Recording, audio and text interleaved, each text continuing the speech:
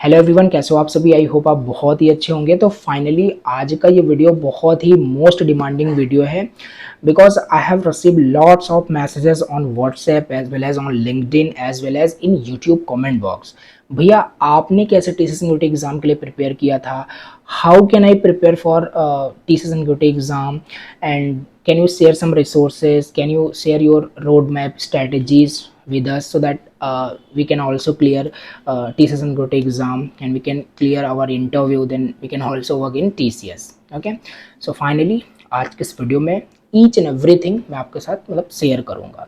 Please मैं आपसे बस इतना रिक्वेस्ट करूंगा, इस वीडियो को आप लास्ट तक देखना। आपका ये आंसर, ये मतलब डाउट बिल्कुल क्लियर हो जाएगा कि टीसीएस एंड GOT एग्जाम को क्लियर करने के लिए, इस एग्जाम को क्लियर करने के लिए एग्जैक्ट रिसोर्सेस मतलब क्या चाहिए होता है। राइट, पर्सनली मैंने क्या रिसोर्सेज फॉलो किया। राइट, अब रिसोर्सेज अलग अलग लोगों के लिए डिफरेंट हो सकता है, बट यहाँ पे मैं पर्सनल जो रिसोर्सेज मैंने फॉलो किया, जो पर्सनली मुझे बहुत हेल्प किया इस एग्जाम को क्लियर करने में, राइट, इंटरव्यू को क्लियर करने में, सारी चीज़ें मैं आपके साथ शेयर करने वाला हूँ। ऑफकोर्स थोड़ा सा ये वीडियो का लेंथ है, ज़्यादा हो सकता है, बट यहाँ पे आप कंप्लीट देखते हो तो आपको सारी चीज़ें समझ में आ जाएगी, प्रॉपर आपको हर एक चीज़ समझ में आ जाएगा। तो चलिए वीडियो स्टार्ट करते हैं।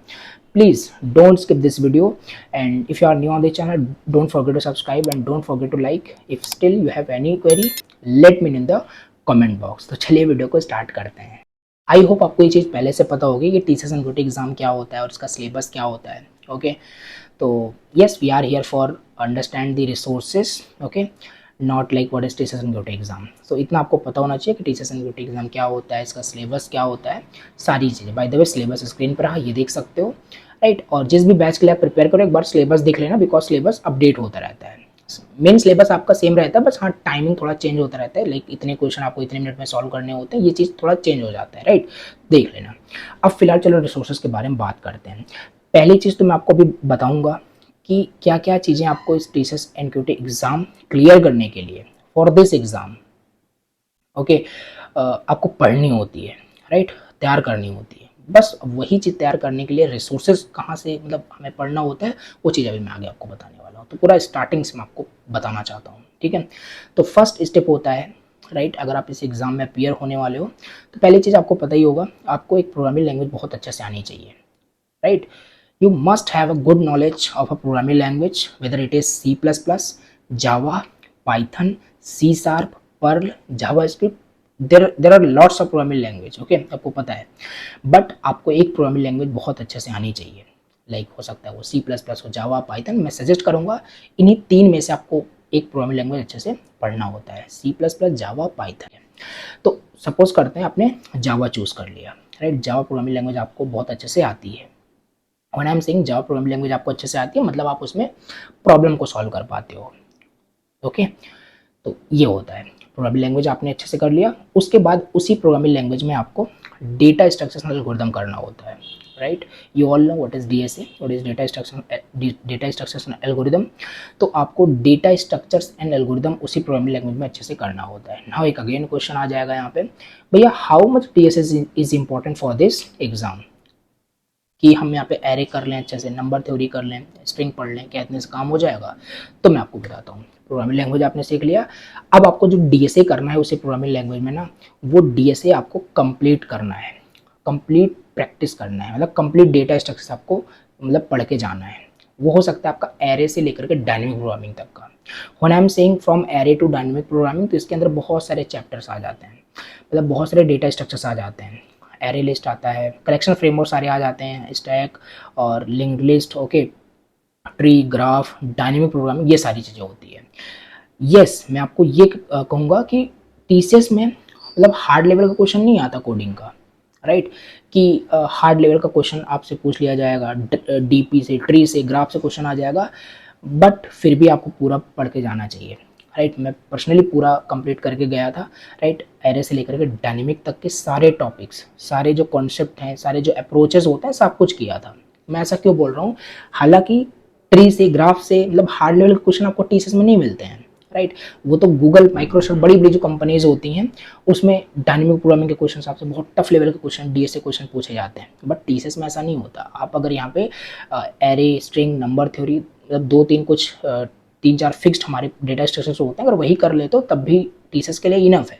बट मैं बार बार क्यों रिपीट कर रहा हूँ, आपको पूरा पढ़ के जाना चाहिए, बिकॉज यू डोंट नो ना कि कौन सा क्वेश्चन आपको एग्जाम में मिल जाए, किस डेटा स्ट्रक्चर से मिल जाए। ओके, और मे भी कोई क्वेश्चन अगर आपको मान लेते हैं एग्जाम में मिला भी, अब उस क्वेश्चन को सॉल्व करने के मे भी अगर आपने 3-4 डेटा स्ट्रक्चर्स पढ़ के आप गए हो, एरे पढ़ के गए हो या स्ट्रिंग नॉर्मल बेसिक आपने डेटा स्ट्रक्चर्स पढ़ा है, राइट, तो आप उसी से उसको सॉल्व करोगे। मे बी वो आपका सोल्यूशन ऑप्टिमाइज ना हो और गिवन टाइम कॉम्प्लेक्सिटी में वो प्रॉब्लम सॉल्व ही ना हो रहा हो, तो उस टाइम पे आप स्टक हो जाओगे, वहाँ पे प्रॉब्लम हो जाएगी। इसीलिए जब आप पूरा डेटा स्ट्रक्चर पढ़ के जाओगे, प्रैक्टिस किए रहोगे, तो आपके पास मतलब बहुत सारा कॉन्सेप्ट होगा, बहुत सारा अप्रोच होगा आपके पास। एक एग्जांपल मैं आपको यहाँ पे देना चाहूँगा। सपोज करते हैं आपके एग्जाम में आपको एक क्वेश्चन मिल गया, राइट, एरे के ऊपर एक एरे दिया है, उसको आपको रिवर्स करना है। बस अगर आपने बेसिक डेटा स्ट्रक्चर आप पढ़ के गए हो, बेसिक लूपिंग कॉन्सेप्ट सारी चीज़ें, तो आप कैसे उसको क्वेश्चन को अटेम्प्ट करोगे अभी भी आप सोच सकते हो। मे बी कुछ लोग क्या करेंगे, दूसरा डेटा स्ट्रक्चर से एक एरे क्रिएट कर लेंगे, फिर उस पर रिवर्स लूप यूज़ करके सारे एलिमेंट्स को दूसरे में स्टोर कर देंगे, हो जाएगा, क्वेश्चन आपका सॉल्व हो जाएगा, कोई दिक्कत नहीं। बट आपका टाइम कॉम्प्लेक्सिटी आप बहुत सारा यहाँ पे यूज़ कर लोगे, राइट। मे बी यही सेम कॉन्सेप्ट हमारा 2 पॉइंटर अप्रोच कॉन्सेप्ट से हो जाता है, एक ही लूप में हो जाएगा, जो कि बहुत इफिशिएंट है। तो इसी वजह से बता रहा हूँ, जब आप पूरा डेटा स्ट्रक्चर्स पढ़े रहोगे और जितना ज़्यादा आप कंप्लीट डेटा स्ट्रक्चर्स करोगे, प्रैक्टिस करोगे, उतना कॉन्सेप्ट उतना कॉन्फिडेंस आएगा। टू बी ऑनेस्ट, पर्सनली मैं यही किया था, एरे से लेकर के डीपी तक पूरा करके गया था। ऐसा नहीं कि लीड कोड पे आप क्वेश्चन सॉल्व कर रहे हो, नहीं, बट बस बेसिक बेसिक चीज़ें, मतलब हर टॉपिक के जो क्लासिकल क्वेश्चंस होते हैं, राइट, जो बोल सकते हो अभी कहाँ से करना होता है वो चीज़ बताने वाला हूँ। तो क्लासिकल क्वेश्चंस आपको हर टॉपिक से, हर डेटा स्ट्रक्चर से आपको कर लेने हैं, कैसे प्रॉब्लम्स वहाँ पे करना होता है। फिर कोई भी अगर क्वेश्चन एग्जाम में आता है तो आपके पास सारा कॉन्सेप्ट रहेगा, तो जहाँ से भी आपको समझ में आएगा ऑप्टिमाइज तरीका वहाँ पे यूज़ कर सकते हो। जैसे भी एग्जाम्पल मैंने आपको ये एरे वाला दिया, ठीक है। तो ये चीज़ होता है, आपने प्रोग्रामिंग लैंग्वेज ऐसे सीख लिया, उसके बाद डीएसए उसी में कर लिया। और डीएसए ये ऐसा मत करना बिल्कुल भी नहीं, तो फिर ये 100% प्रिपरेशन आपका नहीं होगा, फिर एट दी एंड फिर कोई गारंटी नहीं होगी कि मे बी आपका एग्ज़ाम क्वालिफाई हो या ना हो। मे बी मान लो ऐसा टफ लेवल पे क्वेश्चन बना दिया जाए, राइट, कि आपको ट्री से ही क्वेश्चन आ जाए, आप पढ़ के ही नहीं गए हो। तो इस वजह से एरे से लेकर के डायनेमिक प्रोग्रामिंग तक सारे मतलब डेटा स्ट्रक्चर पढ़ के जाना। स्क्रीन पे मैं मेंशन भी कर दूंगा, ये सारे डेटा स्ट्रक्चर्स होते हैं जो आपको करने होते हैं। दैट्स इट, आपने ये 2 चीज़ कर लिया। अब एक मोस्ट इंपॉर्टेंट चीज़ है, पहले तो मैंने ये कोडिंग का आपको बता दिया, लेकिन इसके पहले भी, राइट, कोडिंग तक पहुंचने के लिए, जैसे ये जो कोडिंग मैंने आपको बताया, ये प्रोग्रामिंग लैंग्वेज और डीएसए, राइट, इसके क्वेश्चन तो एग्जाम में आपको मिलेंगे, बट पहला जो वहाँ पे फेज होता है, राइट, वो होता है एप्टीट्यूड रीजनिंग का, राइट। इनक्लूड एग्जाम में बैठोगे तो वहाँ पे एप्टीट्यूड के क्वेश्चन पूछे जाते हैं, aptitude, logical reasoning, right, numerical ability, verbal reasoning, ये सारे क्वेश्चंस होते हैं। तो अब इसको भी आपको बहुत अच्छे से करना होता है। सारे रिसोर्सेज अभी आगे मैं आपको बताने वाला हूँ, जो मैंने फॉलो किया था, आप भी कर सकते हो, बट हाँ, ये चीज़ आपको करनी होती है, ठीक है। तो एप्टीट्यूड पे भी आपने बहुत सारा प्रैक्टिस कर रखा हो, एंड आई नो सारे लोग एप्टीट्यूड के क्वेश्चंस जो होते होंगे, राइट, चाहे टफ लेवल के हो चाहे मॉडरेट लेवल के हों, कर लेते होगे, राइट। अगर आपको एक इनफ टाइम दिया जाए, 10-15 मिनट का टाइम दिया जाए, तो आप क्वेश्चन को सोच करके, समझ करके बिल्कुल सॉल्व कर लोगे। But most important point is that which is time. आपको एग्जाम में विद इन टाइम करना होता है, 1 से 2 मिनट के अंदर वो क्वेश्चन आपका सॉल्व हो जाना चाहिए। और ये होगा कैसे, जब आप उसमें बहुत सारा प्रैक्टिस किए रहोगे, राइट। तो ये चीज़ होती है। मैं अपना केस यहाँ पे साथ ही साथ बताता हूँ। मैंने डीएसए पूरा एरे से डीपी तक किया था, वेल, प्रोग्रामिंग लैंग्वेज जावा था मेरा। और एप्टीट्यूड रीजनिंग की बात करें, रिसोर्सेज अभी आगे बताने वाला हूँ, और एप्टीट्यूड रीजनिंग की बात करें तो बहुत सारा मैं प्रैक्टिस में किया था, राइट, किस प्लेटफॉर्म पे, सारी चीज़ें। तो ये चीज़ आपको करनी होती है। प्रोग्रामिंग लैंग्वेज सीख लिया आपने और डीएसए उस पर कर लिया, aptitude, logical reasoning, verbal reasoning, numerical ability, जो भी सिलेबस होता है वो चीज़ आपको पढ़ना होता है। That's it. ये जो 3 स्टेप था, इससे क्या होगा, आपका एनक्यूटी एग्ज़ाम बिल्कुल क्लियर हो जाएगा। अगर आपने बहुत सारा प्रैक्टिस किया है, राइट, बहुत सारा प्रैक्टिस, आप विद इन टाइम क्वेश्चन को सॉल्व कर पा रहे हो। मेन प्रॉब्लम यही होती है, जहाँ तक मैंने देखा है लोगों की, मेन प्रॉब्लम ये होती है, क्वेश्चन सॉल्व कर पाते हैं, उनको सब कुछ समझ में आ रहा होता है, बस मेन प्रॉब्लम ये है क्वेश्चन उनके छूट जाते हैं। और एग्जाम में ये सब कुछ मैंने आपको बता रखा था जब मैंने एग्जाम एक्सपीरियंस का वीडियो बनाया था, कि एग्जाम में अगर आपका क्वेश्चन एक बार आगे हो गया, मतलब 1-2 मिनट में आप क्वेश्चन को पढ़ ही रहे थे और सॉल्व नहीं कर पाए, नेक्स्ट हो गया क्वेश्चन, देयर इज़ नो वे कि आप बैक जाओ और फिर से क्वेश्चन को सॉल्व करो, वो गया तो गया फिर, राइट। फिर ऐसे धीरे धीरे सब चला जाता है। तो इसी वजह से 1-2 मिनट में आपको जल्दी जल्दी क्वेश्चन को सॉल्व करना होता है, और एट दैट टाइम माइंड का प्रेजेंस होना काफ़ी इंपॉर्टेंट रोल प्ले करता है, और ये सब आपकी प्रैक्टिस से होगा, ठीक है। ये हो गया। अब चलो यहाँ पे मैं आपको रिसोर्सेज बताता हूँ, राइट, कि रिसोर्सेज एक्चुअली जो मैंने फॉलो किया था और जो आप भी फॉलो कर सकते हो। तो देखो, पर्सनली अगर मैं अपना बताऊँ तो मैंने कोर्स बेसिकली परचेज किया था, राइट, और वो कोर्स था अपना कॉलेज का। Yes, to be honest, 100% honest मैं आपको बता रहा हूँ, अपना कॉलेज का एक मतलब कोर्स था सिग्मा बैच करके, राइट। उसमें सारी चीज़ें थी, राइट, उसमें सारी चीज़ें थी, लाइक उसमें एप्टीट्यूड कंप्लीट था, राइट, उसमें कॉन्ट एप्टीट्यूड, वर्बल, लॉजिकल और टीएसएस एनक्यूटी के कुछ हमारे मतलब मॉक टेस्ट जो होते हैं वो सारे मतलब उसमें हमारे पास थे, राइट। तो वो सब मतलब वहाँ पे करके गया था, राइट। तो ये चीज़ है यहाँ पे, मैं अपना पर्सनल रिसोर्स अब आपको बता रहा हूँ। यहाँ पे अपना कॉलेज का यहाँ पे मैंने किया था, राइट, कोर्स लिया था जिसमें एप्टीट्यूड डीएसए कंप्लीट था, डीएसए भी जावा पर्सनली था वहाँ पे, और डेवलपमेंट मन स्टैक का कंप्लीट था, और बस ये सारी चीज़ें उस कोर्स के अंदर थी। बस इनिशियल मैं आपको प्रिपरेशन बता रहा हूँ कहाँ से किया था। मेरा इनिशियल लर्निंग या इनिशियल जो प्रिपरेशन है वो अपना कॉलेज रिसोर्स था, अपना कॉलेज का ये बेसिकली रिसोर्स था जो मैं आपको बता रहा हूँ, राइट, ये था। लेकिन लास्ट टाइम पे, रिवीजन टाइम पे मैं कहीं और से प्रिपेयर किया था, वो भी आपको बताने वाला हूँ। तो ये मैंने आपको बता दिया पहले, राइट। अब यहाँ पे हो सकता है आप कोई अदर रिसोर्सेज फॉलो कर रहे हो, कोई मैटर नहीं करता, राइट। जहाँ से भी आप प्रिपरेशन कर रहे हो इनफ है, राइट, इनफ है। बट आप एक रिसोर्सेज को फॉलो, बस सिंपल आपको क्या करना होता है, एक रिसोर्स को आपको फॉलो करना होता है। मैंने भी अपना इनिशियल जो लर्निंग था वो इसी रिसोर्स से, जो मैंने आपको बताया, इसी से किया था, राइट। तो इससे क्या होगा, एक आप कोर्स ले लेते हो, राइट, एक आपके पास बोल सकते हो आपके पास रिसोर्स हो जाता है, बस आपको उसी को देखना होता है, उसी को बस तैयार करना होता है। एंड मैं आपको अगर बताऊं आपको इस एग्ज़ाम के लिए कितने मतलब मंथ देने होंगे, कितना आपको मतलब टाइम देना होगा, max to max it just take 6 month, इससे ज़्यादा नहीं। अगर इससे ज़्यादा लग रहा है that means you are not consistent, that's it, simple. क्योंकि उतना भी टफ नहीं होता है, उतना भी ज़्यादा सिलेबस नहीं है, 6 मंथ इज़ इनफ, ओके। तो 6 मंथ में आप अगर रेगुलर प्रैक्टिस करते हो, रेगुलर पढ़ते हो, तो ये चीज़ आप बिल्कुल कर सकते हो, एग्ज़ाम आपका ईजिली निकल जाएगा, ठीक है। तो ये हो गया। अब बात करें, ये तो मैंने आपको इनिशियल लर्निंग फेज बताया कि मैंने क्या किया था, राइट, इस रिसोर्सेज से यहाँ पे मैंने मतलब लर्निंग किया था। By the way last time पे, राइट, एक होता है आप स्टार्टिंग से पढ़ते चले आ रहे हो, बट लास्ट टाइम पे जैसे जब एग्ज़ाम हो रहा था, एग्ज़ाम होने वाला था, राइट, तो 1-2 हफ्ते पहले गीक्स फॉर गेक्स पता होगा आप सभी को, राइट, जेएफजी की तरफ से, राइट, इनके यूट्यूब चैनल पे एक लाइव सेशन चल रहा था उस टाइम पे, राइट, टीसीएस एनक्यूटी को एग्ज़ाम को लेकर के, राइट, वन शॉट चल रहा था इसे बोलते हैं, ठीक है। तो वो वन शॉट यहाँ पे मैं कंप्लीट करता था, राइट। तो 1 हफ्ते से ज़्यादा वो मतलब लाइव सेशन चला था, तो वो सारे मैंने मतलब लाइव सेशन अटेंड किए थे। मैं ऐड कर दूंगा लिंक डिस्क्रिप्शन बॉक्स में, वो जाके देख सकते हो। वो बहुत हेल्प किया मुझे। इनिशियल लर्निंग मेरा अपना कॉलेज रिसोर्स से था, बट लास्ट टाइम पे जो रिवीजन करना होता है उससे क्या हुआ, राइट, सारा सिलेबस, एप्टीट्यूड, रीजनिंग, डीएसए जो भी होता है वो तो मैंने यहाँ से कर लिया था, राइट, अपना कॉलेज रिसोर्स से। बट उसको रिवीजन बोल सकते हो, प्रैक्टिस बोल सकते हो, वो सब जीएफजी के प्लेटफॉर्म पे जा करके, राइट, क्योंकि पूरा उन्होंने ऑर्गेनाइज, हर एक चैप्टर उन्होंने बहुत ऑर्गेनाइज तरीके से कराया था। तो वो सारी चीज़ें लिंक डिस्क्रिप्शन बॉक्स में मैं दे दूंगा। तो वो सारी चीज़ें मैंने वहाँ से किया था। लास्ट टाइम पे अगर पढ़ने की बात हो, aptitude, reasoning, verbal reasoning, logical reasoning, right, ये सब मैंने कहाँ से किया था, जीएफजी से किया था लास्ट टाइम पे। इनका प्लेटफॉर्म है, प्रैक्टिस किया था वहाँ पे सारी चीज़ें, तो अच्छी खासी प्रैक्टिस हो गई थी। और बात करें, ये तो एप्टीट्यूड रीजनिंग का हो गया। और डीएसए का क्या था, डीएसए का लिंक डिस्क्रिप्शन बॉक्स में दे दूंगा, जो मैंने पर्सनली फॉलो किया था, ये मुझे बहुत हेल्प किया, राइट। जीएफजी का जो मैं आपको बता रहा हूँ इनक्यूटी के लिए लास्ट टाइम पे चल ही रहा था, वो अभी भी आप उसे देख सकते हो, पढ़ सकते हो, राइट। तो उसे फॉलो किया था, उसे मैं डीएसए के भी डेली बेसिस पे लाइव सेशन चल रहे थे, वो भी यहाँ पे अटेंड किया था। एंड बाय द वे मैंने एक सेपरेट इनका एक टॉप 100 डीएसए करके आपने देखा होगा, एक जीएफजी पे है, वो मैं करके गया था, right, 100 DSA questions. Okay, I hope मैं आपको यहाँ पे स्क्रीनशॉट अपने डैशबोर्ड का दिखाऊंगा। तो वो टॉप 100 डीएसए के क्वेश्चंस भी मैं सॉल्व करके गया था, और ये सब कुछ मतलब बहुत हेल्प किया। इससे क्या हुआ, प्रैक्टिस बेसिकली बहुत सारा हो गया, ठीक है।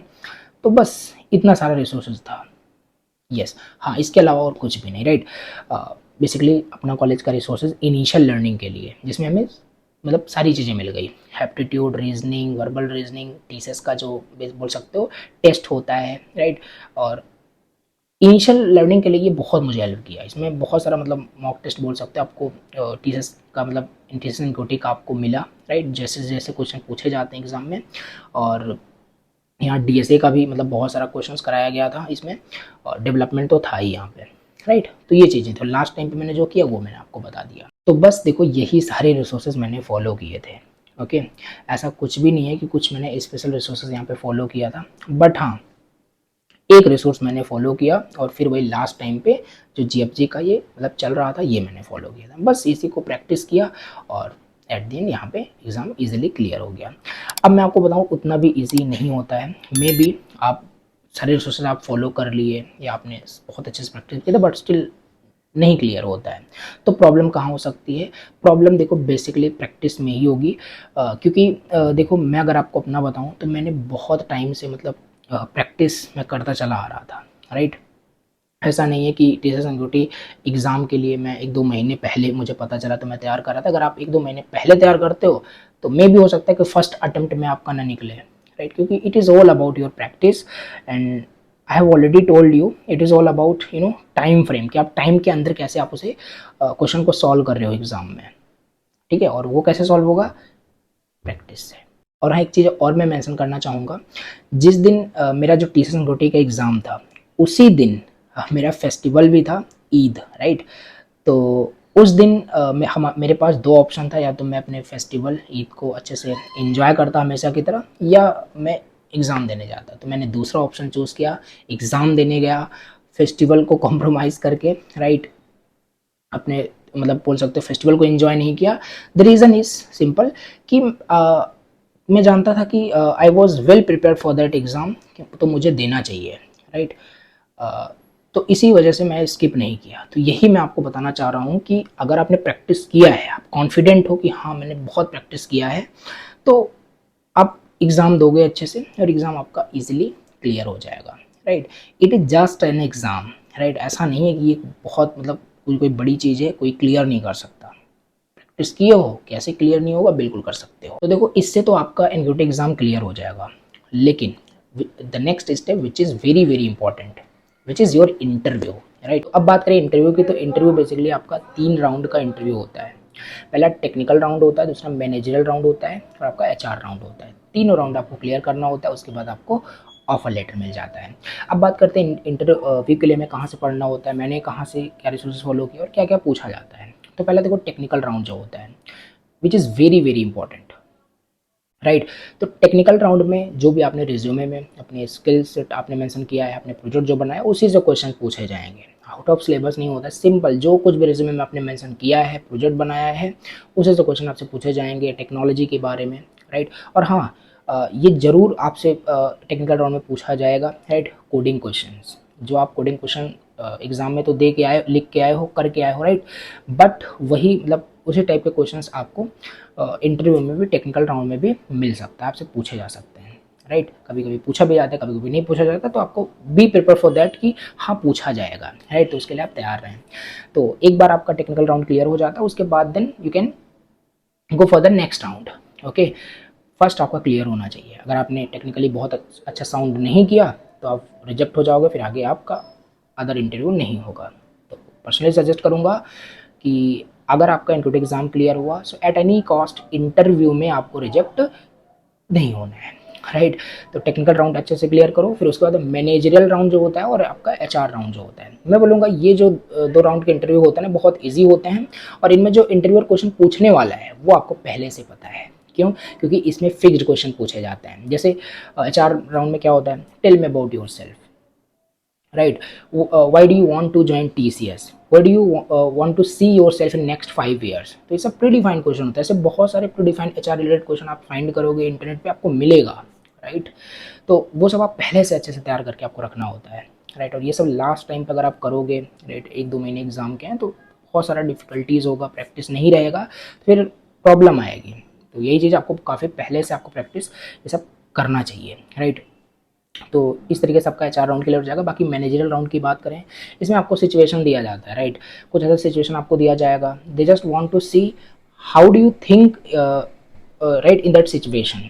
ओके, तो ये सारे सिचुएशन बेस्ड क्वेश्चन भी आपको मिल जाते हैं। और ये लास्ट के जो 2 राउंड के इंटरव्यू होते हैं ईजी होते हैं एज कम्पेयर टू टेक्निकल। अगर आपने टेक्निकल क्लियर कर लिया तो ये 2 हो ही जाते हैं, ठीक है। तो ये था कंप्लीट इंटरव्यू। एक बार आपका तीनों राउंड का इंटरव्यू क्लियर हो जाता है, देन उसके बाद आपको फाइनल ऑफर लेटर मिल जाता है। आई होप आपको सारी चीज़ें समझ में आ गई होगी। मैंने आपको हर एक चीज़ डिटेल में, जो भी पर्सनली मैं रिसोर्स मैंने यूज़ किया, फॉलो किया, सारी चीज़ें बताया। देखो कोई भी मतलब ऐसा नहीं होता कुछ स्पेशल कोई फॉलो करता है। It is all about I believe कि ये आपका प्रैक्टिस, आपका कंसिस्टेंसी, कि कोई भी चीज़ कितना आप रिपीटेड टाइम लगातार कितने प्रैक्टिस के साथ वो कर रहे हो, फिर आपको ऑटोमेटिकली आप देखोगे वो चीज़ ऑटोमेटिकली हो जाएगी, राइट। तो ऐसा ही यहाँ पे होता है, ठीक है। तो आई होप आपको सारी चीज़ समझ में आ गई होगी। फिर भी अगर कोई भी देखो डाउट होता है related to anything, please comment करके ज़रूर बताना, मैं उस पर भी आपको ज़रूर गाइड करूँगा। Thank you so much for watching this video. चलो मिलते हैं नेक्स्ट वीडियो में। Thank you so much, bye.